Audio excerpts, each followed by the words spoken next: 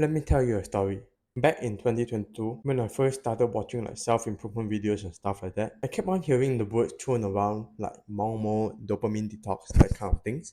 All these YouTubers were like basically asking you to stop using social media, meditating, taking cold showers, all that kind of stuff, right? And I actually follow all those advice that they gave because I wanted, like all the benefits that the dopamine detox would do. So basically, I almost locked myself in at home. I deleted social media. I stopped all kind of like pointless socializing activities. And even though I had like uni lectures to attend, I will make sure I left immediately after the class ended, right? I didn't want to spend all that time with friends and, basically have pointless chit chat. So all these were like pointless social interactions, which were kind of a distraction according to Momo, right? And I didn't want to have any of those. So my daily routine would literally be like wake up, eat breakfast, attend classes, go to the gym, and sleep, basically. That was what I was literally doing all the time. I literally made myself as isolated as possible so I could minimize distractions and to work on myself. And you know what? It actually worked kind of really well in the beginning. I was beginning to feel better about myself. I had better mental health and I was feeling healthier than I had ever felt in my whole life. And truth to be told, the dopamine detox really did work. I started to find actually things considered hard work to be actually kind of fun to do. I started like actually enjoying going to the gym and I enjoyed doing my schoolwork and study. In fact, I actually enjoyed studying for my class that much that whenever I had free time, I would actually like turn on like lectures regarding the topic I just learned about and just watch it for fun. And of course, as a result, I got like really good grades in my classes, right? But then I realized something wasn't right. After all, I knew like deep inside subconsciously that what I really wanted was to have an online business that was making money and also having a really fun and vibrant social life. I mean, I really enjoy being around people, to be honest. And although I gone through this monk mode protocol and stuff like that, I wasn't even near that yet, to be honest. Although I had promised myself to be like consistent on my YouTube videos, I eventually slacked off and quit because I literally made an excuse myself because I wanted to focus on studies. Which to be fair, my studies weren't that tough anyway. And the same applied to like all the social outings I had. Whenever my friends asked me to join whatever social activities they had, like events or parties and stuff like that, I would always reject because I needed to stop pointless socializing. And when I somehow managed to meet new people and we got to know each other, like nowadays everybody literally just changes Instagrams and stuff like that. I always tell them I don't use Instagram and they will look at me as if I was some weird psychopath. And even though I was scoring well in my studies, I had the sudden realization that this wasn't what I wanted, and it was nice to have, but that wasn't really my priority. I was just basically being lazy and telling myself that I needed to focus on my studies because it was the easiest thing I could do, literally. It was the easiest thing I could do.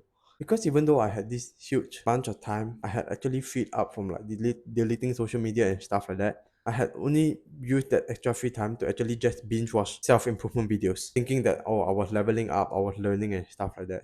And you know what? That wasn't even the worst part. The worst part was when I realized this and started trying to integrate myself into more social events and stuff like that and start having a social life again. Like in the past, I was able to speak to anyone without any problems, and I could easily get along with them, no problem at all. And now when I tried again to integrate myself, I literally struggled to speak to people whom I already knew. I had awkward body language and I would always stutter and speak all over the place. By the way, if you haven't watched my videos before, my name is Sean and my mission is to inspire as many young men as possible like me to develop into strong masculine versions of themselves. I make videos like this to document my journey and to share my experiences so I can help you to make faster progress in your self-improvement journey. And if it sounds awesome to you, make sure to click the subscribe button below. These days, I see so many young guys like me get caught in this self-improvement mode, like monk mode and dopamine detox, that kind of stuff, and where you're being told to live off the grid, delete Instagram, stop pointless socializing, so you can work on yourself. Those kind of things being shared on social media all over the self-improvement space. And you know what the truth is? It actually works, but only up to a certain extent. Remember how I told you like, I experienced really positive mental health benefits from going into monk mode? Yeah, that was because previously to all that, all I did the whole day was to play video games, scroll social media, and waste my time. Of course, I felt better, right? I was getting rid of myself of all these addictions that I had. And chances are you're probably like me, where you're probably doing a few degenerate activities that you have, which are an addiction, and you like procrastinating all the time. And that will work amazing for you, right? Like you should go on a period of dopamine detox and monk mode. But what about after you eventually get over and beat these addictions? The thing about monk mode is that it frees up your time so much that you will have more time than you ever thought was possible. And if you don't find a meaningful goal to work on by using this time, you will slide back into your vices and your addictions because you will get so bored. And that's what exactly happened to me.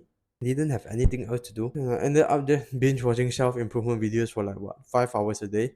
And another thing is like, you know how these self improvement YouTubers are literally telling you to delete social media when they themselves are using it? Guess what? Because it literally benefits them to use it.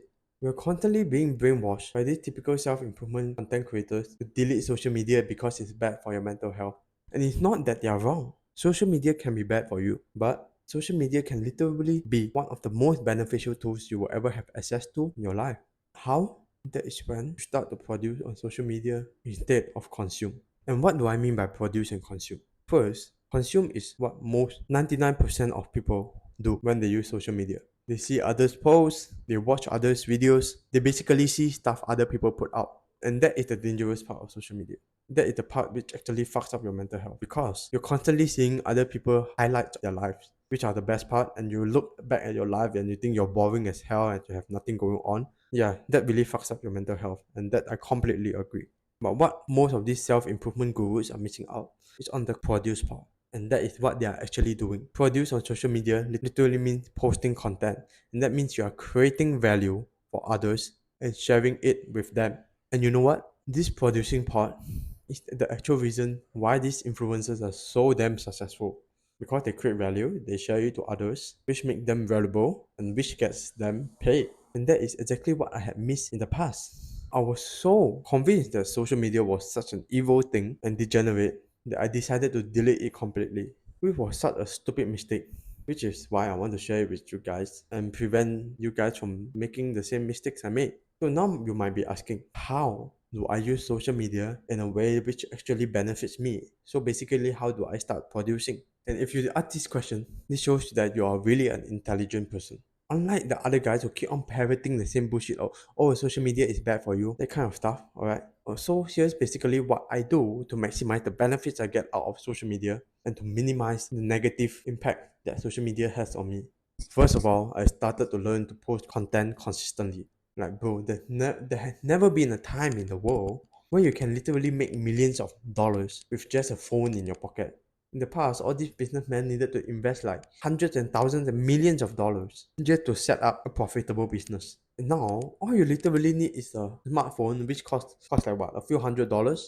And that's why I literally told myself I was a fucking idiot if I didn't post some sort of content consistently. And secondly, I try to minimize my consumption of social media. Here's what I do, alright? Let's say I'm posting on Instagram.